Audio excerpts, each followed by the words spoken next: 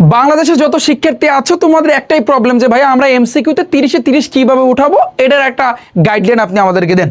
তো আজকে আমি তোমাদেরকে কিছু কথা বলবো এবং কিছু কোশ্চেন অ্যানালাইসিস করে আমি তোমাদের আজকে কিছু বিষয় শেয়ার করবো তোমাদের সাথে। জাস্ট আমার কথাগুলো শুনলে ইনশাল্লাহ তুমি দেখবা এমসিকিউতে 30-এ 30 এমনিতে তুমি তুলতে পারবা। কিভাবে তুলবা? এখন অনেকে বলো ভাইয়া পরীক্ষা না দিয়ে অর্থাৎ আমি কি এই যে সঠিক উত্তর না দিয়ে এমসিকিউতে 30-এ 30 পাবো, বিষয়টা ওরকমটা না। আমি যেটা বলতে চাচ্ছি একটু তুমি খেয়াল করো। ভাই তুমি দেখতে পাচ্ছ এই যে আমার সামনে কিন্তু গণিতের একটা কোশ্চেন আছে, এটা হচ্ছে কিন্তু ঢাকা বোর্ড 2025-এর গণিতের একটা এমসিকিউর একটা কোশ্চেন। Okay fine. তো তোমার করণীয় কি? তবে করণীয় বলতে আমি কিন্তু শুরু থেকে এই পর্যন্ত আমি চিল্লাইতে আছি যে ভাই টাইপ আকারে করো, টাইপ আকারে করো, টাইপ আকারে, এই কথাটা কিন্তু আমি বলতেছি। সেটা সায়েন্সের পোলাপান, আর্টস কমার্সের পোলাপান, তোমাদের সবাইকে কিন্তু আমি একটা কথা বলতেছি শুরু থেকে যে ভাই টাইপের উপরে কিন্তু কোনো খাওয়া নাই।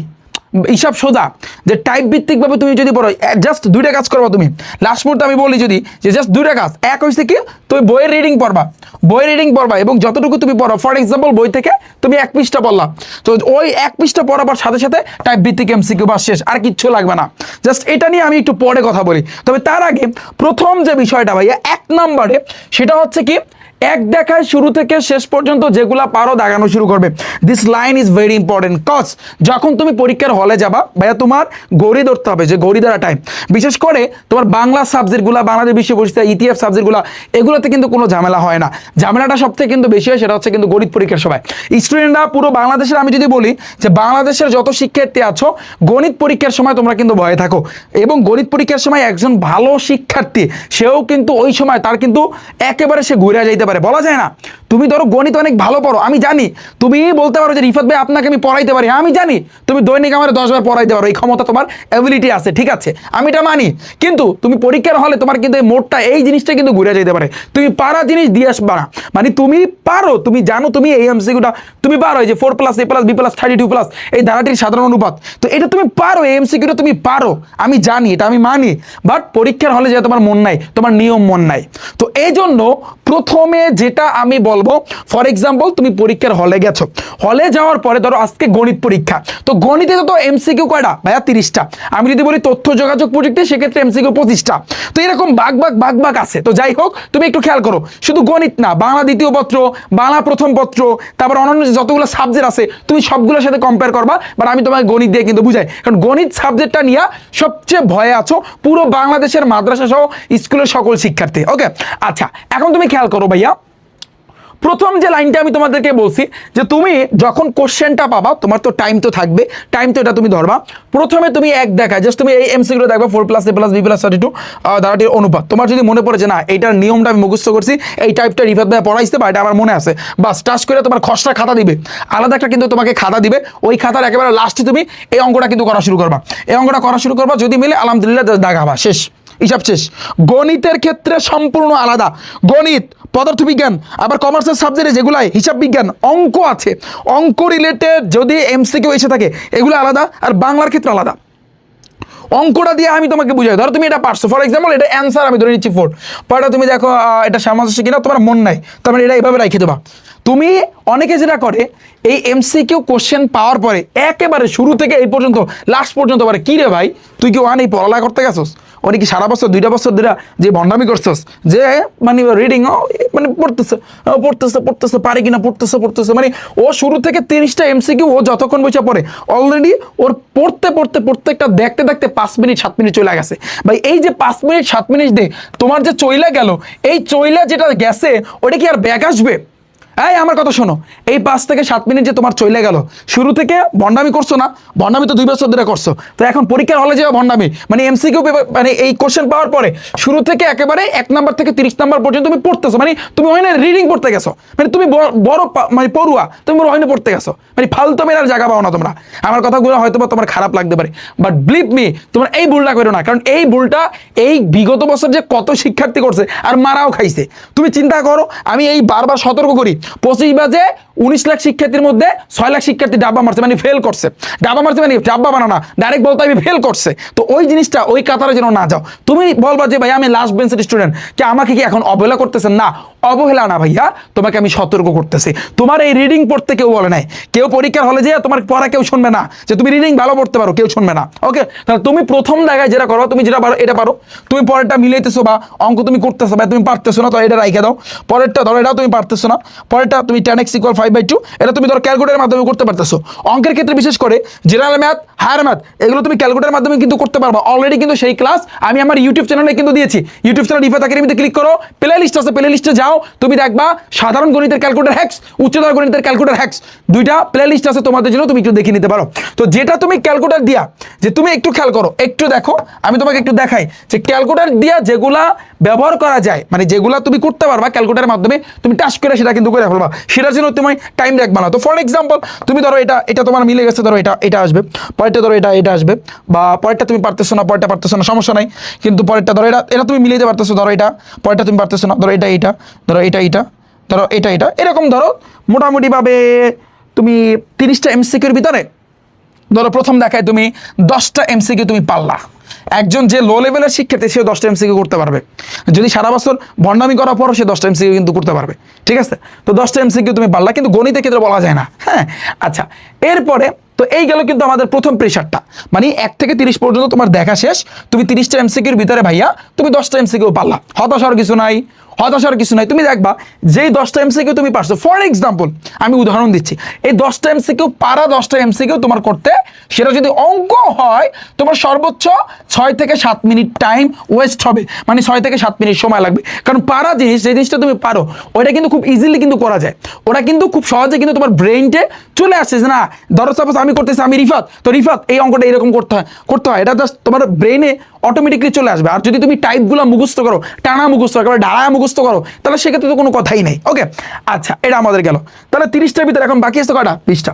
পরবর্তী স্টেপটা যে পরে একটু চিন্তা করো এবং মাথা খাটাও, যেগুলো পারো সেগুলো দেখো। এখন তোমার প্রত্যেকটা রিচার্জ করতে হবে যে ভাই 2 নম্বর অঙ্কটা কেন মিলল না, একটু চিন্তা করো, এখানে একটু টাইম দাও, পরেরটা আবার টাইম দাও, পরেরটা টাইম দাও, মোটামুটি টাইম দিতে ধরো তুমি আরো ধরো 10টা, আমি গণিতের কথা বলতেছি, ধরো তুমি আরো 7টা কিন্তু করতে পারবা, তুমি 7টা কিন্তু করতে পারবা। তো এখানে গেল 6 থেকে 7 মিনিট, আর এই 7টা কিন্তু করতে গেলে মিনিমাম ধরো আরো 10 মিনিট, তাই ওভারঅল মিলা 10 আর 7 কত, তোমার 17 মিনিট অলরেডি চলে গেছে। 30 মিনিটের ভিতরে 17 মিনিটে তুমি কিন্তু 17টা এমসিকিউ কিন্তু দিতে পারছো। 17টা এমসিকিউ খেয়াল করো, তাহলে যে কয়টা তুমি পারো, ওই কয়টা কিন্তু করতে তোমার টাইম কম লাগবে, আর যেগুলো তুমি পারো না ওই ক্ষেত্রে তোমার টাইম বেশি লাগবে। তাহলে তুমি 17 মিনিট না, আমি ধরে নিচ্ছি এটা 20 মিনিটে তুমি 17টা কমপ্লিট করছো। ওকে, ফাইন। তারপরে আসে কিন্তু ভাইয়া কঠিনগুলা সময় নিয়ে ভেবে আনসার দাও। এখন যেগুলো কঠিন ওগুলো আর একটু তোমার ভাবনা চিন্তা করতে হবে, আর একটু চিন্তা করতে হবে। এই যে জিনিসটা, এই যে টাইমের কথাটা বললাম, এটা বাংলাদেশে দেখা যায় মিডিল লেভেল থেকে স্টার্ট করে লাস্ট বেঞ্চের শিক্ষার্থী, তোমাদের এই ভোগান্তিটা পোহাইতে হবে। যারা টপ লেভেলের ওদের কিন্তু পোহাইতে হবে না। তোমাদের যেটা হবে, অন্ততপক্ষে গণিত পরীক্ষার দিন এই ভোগান্তিটা তোমাদের পোহাইতে হবে। গণিত যারা সায়েন্সের আসো, পদার্থবিজ্ঞানে তোমাদের কিন্তু ঝামেলা হবে, উচ্চতর গণিতে ঝামেলা হবে। যারা কমার্সের আসো, হিসাব বিজ্ঞানে ঝামেলা হবে।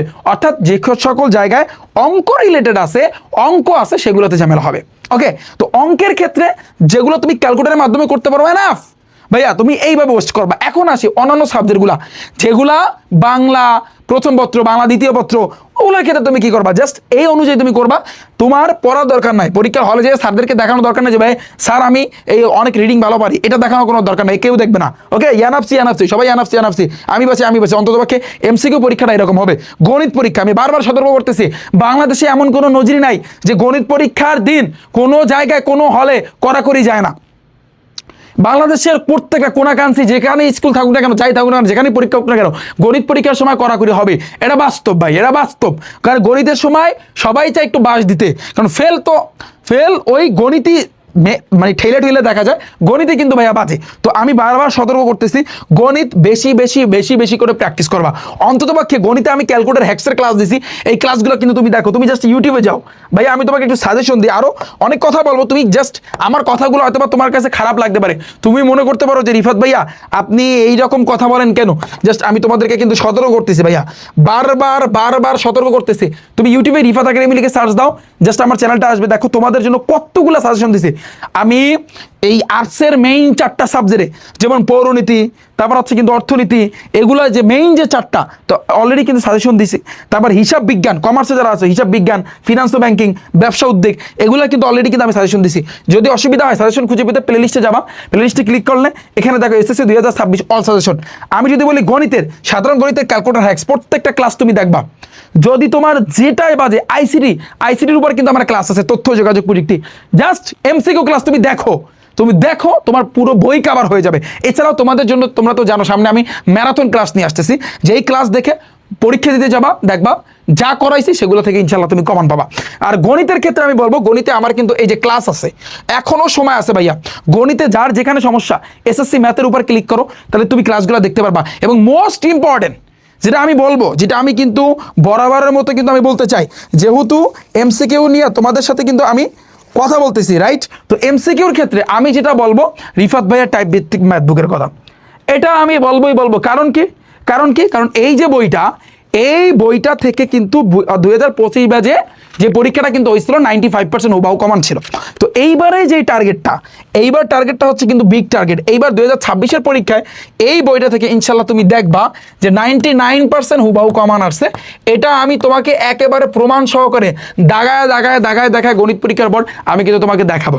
জাস্ট মাথায় রেখো, একেবারে মাথায় গেতে রাখো। তুমি 26 ব্যাচে শিক্ষার্থী হইতে পারো, 27 ব্যাচ, 28 ব্যাচ, পরবর্তী ব্যাচে শিক্ষার্থী হইতে পারো, বাট মাথায় রেখো রিফাত ভাই টাইপ ভিত্তিক ম্যাথ বুক থেকে আমি যা এইবার 99%। এবং তোমরা জানো সায়েন্সের 4 সাবজেক্টের মাস্টার প্রবুক হয়তো বা 26 ব্যাচের জন্য আনতে পারি না, কমার্সের মাস্টার প্রবুক, আর্টসের মাস্টার প্রবুক, তো এগুলা কিন্তু সামনে আসবে। তো এগুলার ভিতর থেকে ইনশাল্লাহ তোমরা কিন্তু কমন পাবা। এখন পয়েন্ট আছে যে ভাইয়া লাস্ট মুহূর্তে আমাদের একটু টাইম আছে, এখন এই মুহূর্তে আপনি তো এটার একটা গাইডলাইন দিলেন, ঠিক আছে, বাট আমি এমসিকিউ এখন কিভাবে পড়া উচিত আমার? তো এমসিকিউর জন্য আমি বলবো ভাই, এই লাস্ট মুহূর্তে কারো কোনো কথা না আসি না, তোমরা বাঙালির একটা জিনিস কি জানো, বাঙালি অর্থাৎ শর্টকাট খুঁজে। বাঙালি যতটা মানে তোমরা যে জিনিসটা করো শর্টকাট, বর্তমান জেনারেশনে এই যে টিকটক জিনিসটা আইসা, ফেসবুকে রিলস জিনিসটা আইসা, ইনস্টাগ্রাম আইসা, এখন একেবারে পোলা পান্ডা এমন হয়েছে যে ওরা শর্টকাট ছাড়া কিন্তু বেশি লং জিনিস ওরা দেখতেই যায় না। এই জিনিসটা, এই রোগটা যদি তোমার ভিতরে জন্মায়, তাহলে মাথায় রাখবো তোমার ভবিষ্যৎ অন্ধকার। This the point. কারণ কি, আমি যদি একেবারে নর্মালি বলি যে আমি আমার কথা বলি, যে বর্তমানে আমার যে অবস্থাটা, যে একটা শর্ট ভিডিও স্টার্ট করলে মানে আমি ঠেলতেই থাকি, শুধু আমি না, সবাই ঠেলতেই থাকো, অর্থাৎ জাস্ট ওটা কয়েক সেকেন্ডের, 30 সেকেন্ড বা সর্বোচ্চ 1 মিনিটের ভিডিও দেখতে কষ্ট হয়ে যায়। তো তুমি 30 সেকেন্ড 40 সেকেন্ড দেখার পর আরেকটা, তার মানে কি তোমার ভিতরে, তোমার ব্রেইনে এই জিনিসটা অটোমেটিকলি এখন সেট হয়ে গেছে যে ভাই, যখন তুমি কোনো কিছু দেখা শুরু করো বা মোবাইলটা যখন তুমি ধরো, তোমার রিলস একটা পর একটা ঠেলা দাও, দিদি থাকো, তার মানে কি তোমার লম্বা কোনো জিনিস দেখতে ভালো লাগে না, বিরক্ত লাগে, যে একটা লম্বা ভিডিও এটা দেখতে কেমন লাগে না, এই অভ্যাসটা কিন্তু অলরেডি তোমার ভিতরে গড়ে উঠছে। এটা যদি হয় তাহলে তোমার ভাইয়া ভবিষ্যৎ অন্ধকার। এই জিনিসটা হওয়ার কারণে বর্তমান পোলাপান্ডা মানে হচ্ছে খোঁজে শর্টকাট, যে ভাই কিভাবে শর্টকাটে একটা চ্যাপ্টার বা একটা বই শেষ করা যায়। শর্টকাটে কি মানে এই শর্টকাট করতে যায় ওরা যেটা করে, প্রথমে কোনো বই না, এই ভাই আমি একটা কথা বলি, তো এই বইগুলা যে দেয়, এই মেইন বুকগুলা যে দেয় চেহারা দেখানোর জন্য দেয়, মানে তুমি গাইড কিনলা আর ট্যাগ করে গাইড পড়ে গেলা আর পরীক্ষা হলে যে দাগায় আসলা, এত সোজা এত সোজা এটা মনে করতেছো? তুমি মেইন বুক না পড়া তুমি গাইড পড়তেছো, মানে তুমি কোন লেভেলের, তুমি চিন্তা করে দেখো, মানে তুমি কোন লেভেলে শর্টকাট খুঁজতেছো। মানে এখন বর্তমানে তোমরা যেটা করো ভাই, তুমি বলবা যে আমার টাইম নেই ভাই, তাই কিরে টাইম নেই আমাকে কি বুঝাইতে চাও তুমি? কিসের টাইম নেই তোমার? তুমি একটা চ্যাপ্টারে ফুললি 2 ঘন্টা টাইম দাও, এনাফ। একটা অধ্যায় 2 ঘন্টা মিনিমাম টাইম দিতে হবে। তাতে তুমি পরীক্ষার একদিন আগে পরীক্ষা 2 ঘন্টা দিতে হবে। যদি তুমি না পড়ে থাকলে আলহামদুলিল্লাহ, না পড়ে থাকলে 2 ঘন্টা টাইম দিতে হবে। এখন তুমি যদি বলো যে ভাই এই বই পড়ার টাইম নাই, এটা সম্পূর্ণ ভুল। আমি প্রত্যেকটা সাজেশনের ভিডিওতে বলছি ভাই, আমি একটা কথা বলি, আমি গণিত বাদে, গণিত একটা ডিফারেন্স একটা সাবজেক্ট, আমি এই যে ইসলাম ও নৈতিক শিক্ষার কিন্তু কথা বলছি। ইসলাম ও নৈতিক শিক্ষা তুমি দেখবা ভাইয়া পার্ট আকারে, যেমন ফর এক্সাম্পল এখানে কিন্তু 3য় অধ্যায় তুমি দেখবা, এখানে ইবাদত নিয়ে কিন্তু কথা বলছে পার্ট 1, পার্ট 2 এ তোমার কিন্তু সালাত নিয়ে কিন্তু কথা বলছে। এখন পার্ট 2 এর ভিতরে সালাতে যতটুকু আছে অতটুকু তুমি বই থেকে পারবা, এরপরে পরবর্তী পার্টে তুমি যাবা না, ওই অতটুকুর ভিতরে বিগত বছর যত এমসিকিউ আছে টাইপ আকারে, সেগুলো ভাইয়া তুমি করবা। যদি এটা করতে পারো তাহলে তুমি দেখবা ভালো রেজাল্ট করতে পারবা, আর যদি এটা না পারো তাহলে তুমি বাস খাবা, হিসাব সোজা শেষ। আর কোনো কথা নাই, আমি আর কোনো কথা বলবো না। ওকে, এই রিফাত ভাই টাইপ ভিত্তিক ম্যাথ বুক, তোমরা কিন্তু আমার বইয়ের কিন্তু ক্লাস দেখছো, আমার বইয়ের কিন্তু ক্লাস আছে, আমার ইউটিউব চ্যানেলে কিন্তু ক্লাস আছে, আমার ক্লাস দেখছো তোমরা, দেখছো না? তো এই বইয়ের ভিতরে আমি একটু একেবারে সংক্ষেপে আলোচনা করি, তুমি বুঝতে পারবা যে সেট ফাংশনটা যখন আমি স্টার্ট করি, সেট ফাংশনে বইলে দিই 9টা টাইপ আছে, কয়টা টাইপ? 9টা টাইপ। তো টাইপ ওয়ানে কি? উপসেট বা প্রকৃত উপসেট। তাহলে উপসেট বা প্রকৃতির উপসেট কিভাবে বের করে? 2 এর পাওয়ার n, একটা হচ্ছে 2 এর পাওয়ার n আর একটা 2 এর পাওয়ার n থেকে 1 বিয়োগ করা, শেষ, খেলা শেষ। পুরো এই যে প্রকৃত উপসেট 2 এর পাওয়ার n থেকে 1 বিয়োগ করা, পুরো জিনিসটাই কিন্তু খেলা শেষ। টাইপ 1 শেষ। টাইপ নাম্বার 2 শক্তি শেষ, শক্তি সেট কিভাবে বের করে? 2 এর পাওয়ার n, শেষ, খেলা শেষ। টাইপ নাম্বার 3 সেটের অন্তর, অন্তর মানে কিন্তু কি? বিয়োগ করা, খেলা শেষ। তারপর টাইপ নাম্বার 4 সংযোগ সেট। এই যে জিনিসগুলো আমি বলতেছি, এই জিনিসগুলো তোমার মাথায় রাখতে হবে, এটা তোমার মগজে রাখতে হবে যে ভাই 9টা টাইপ এখানে, ঠিক আছে, এই 9টা টাইপের নিয়ম কি? 9টা নিয়ম থাকতে পারে বা তার বেশি থাকতে পারে বা ডাবল নিয়ম থাকতে পারে, এক একটা টাইপের ভিতরে বিভিন্ন ক্যাটাগরি থাকতে পারে, পারে না? তো এই নিয়মগুলো টানা মুখস্থ করতে হবে। যদি কোনো টিচার বলে যে ভাই তুই মুখস্থ করছ, তুমি বলবা যে এটা রিফাত ভাই মুখস্থ করতে বলছে, হিসাব সোজা, তুমি আমার কথা বললো যাও। তারপর যদি গালি দেয়, আমি গালি খাই, সমস্যা নাই।